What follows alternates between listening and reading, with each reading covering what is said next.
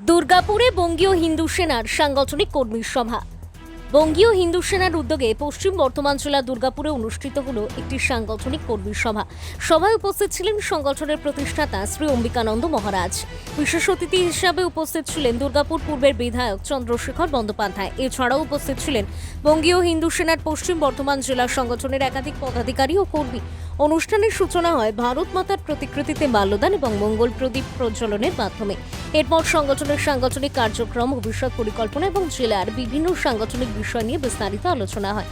সভার শেষে সংগঠনের জেলা কর্মীদের সঙ্গে বিশেষ বৈঠকে পশ্চিম বর্ধমান জেলার কনভেনার হিসেবে নীলকণ্ঠ দের নাম ঘোষণা করা হয়। পাশাপাশি জেলার বিভিন্ন এলাকায় সংগঠনের কার্যক্রম আরও বিস্তৃত ও শক্তিশালী করার লক্ষ্যে একাধিক সাংগঠনিক সিদ্ধান্ত এবং ভবিষ্যৎ কর্মসূচি নিয়ে আলোচনা করা হয়।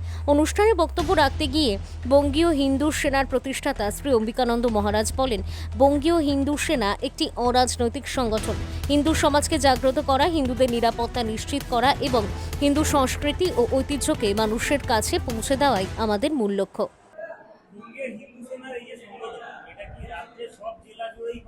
বঙ্গীয় হিন্দু সেনার সংগঠন 2023 সালে শুভেন্দু অধিকারী তৎকালীন বিরোধী দলনেতা আর আপনাদের সামনে আপনারা যার সঙ্গে কথা বলছেন সেই অম্বিকানন্দ মহারাজ, আমরা আমাদের ঐকান্তিক প্রয়াস এটা প্রতিষ্ঠা হয়। হয়তো প্রতিষ্ঠাতা প্রেসিডেন্ট আমি ছিলাম বা আছি, কিন্তু শুভেন্দুবাবুর ভূমিকা অনস্বীকার্য।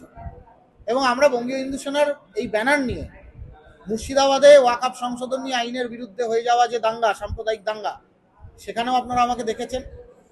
এবং তার আগেও যখন এই বঙ্গীয় হিন্দু সেনা তৈরি হয়নি, 2021-এ পোস্টপোল ভায়োলেন্স, 16ই আগস্ট তৃণমূল রেড ক্যালকাটা কিলিংয়ের দিনে বলেছিল খেলা হবে দিবস।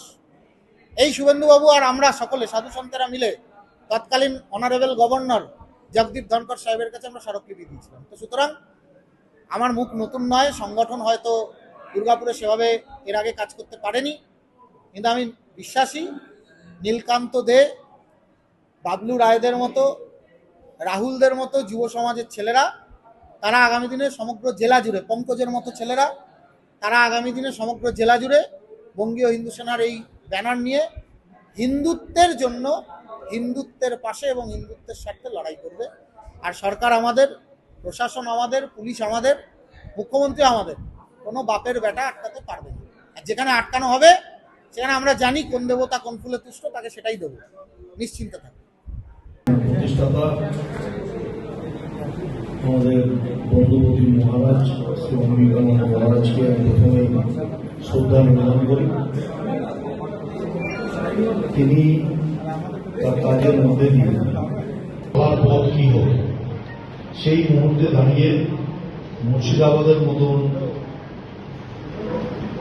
স্থানে তিনি রাম মন্দির, রামলালার মূর্তি তিনি নিজে মাথায় করে নিয়ে গিয়ে সেখানে বসে মন্দির স্থাপনের উদ্যোগ গ্রহণ করেছেন।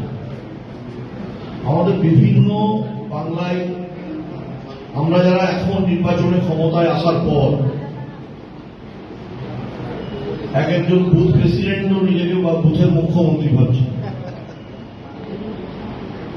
কেউ একটা ওয়ার্ডের দায়িত্বশীল, এই মস্তানি করার জায়গাটা কিন্তু ছিল। 4 তারিখের আগে গুটি কয়েক মানুষকে নিয়ে আমরা ভারতীয় জনতা পার্টির যারা সক্রিয় কার্যকর্তা ছিলেন সেই সময়, আমি মনে করি তাদের নিয়ে আমরা মানুষের কাছে বাড়ি বাড়ি গেছি, মানুষ আমাদের সমর্থন দিয়েছে। সেই মানুষকে আমরা সেই জন্য নতমস্তকে প্রণাম জানাই, শ্রদ্ধা জানাই।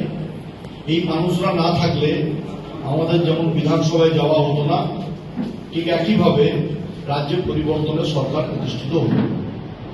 যেমন আমাদের রাজ্যের মুখ্যমন্ত্রী মাননীয় শুভেন্দু অধিকারী মহোদয়, তিনি যেমন বিরোধী দলনেতা থেকে সরাসরি মুখ্যমন্ত্রী হয়েছেন, এই নিদর্শনও এই রাজ্যে নজিরবিহীন।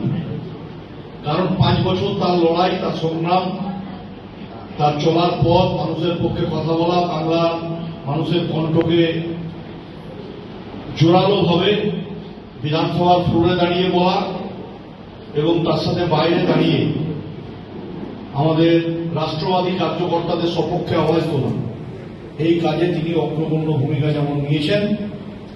পার্টির সাংগঠনিক প্রক্রিয়ায় সুনীল বনসলজি থেকে শুরু করে আমাদের আমাদের এ রাজ্যের যারা পার্টির অভিভাবক অমিতাভ চক্রবর্তী থেকে শুরু করে রাজ্য সভাপতি আমাদের শ্রমিক ভট্টাচার্য, তাদের যেমন ভূমিকা অগ্রগণ্য ছিল, শ্রমিকরা আজকের দিনে দাঁড়িয়ে আমাদের কোথাও কোথাও কার্যকর্তাদের সম্পর্ক ক্ষোভ প্রকাশ করছে না। এটা করার একমাত্র কারণ হচ্ছে পার্টি পাওয়ারে আসার পর আমরা অনেকেই কেউ বুঝতে পারছি না, আমার মনে হয়, যে রাজনৈতিকভাবে আমাদের দল ক্ষমতায় এসেছে, আমাদের কি কাজ করা উচিত আর কোন কাজ করা উচিত নয়। Bureau report, news বঙ্গলেখনী।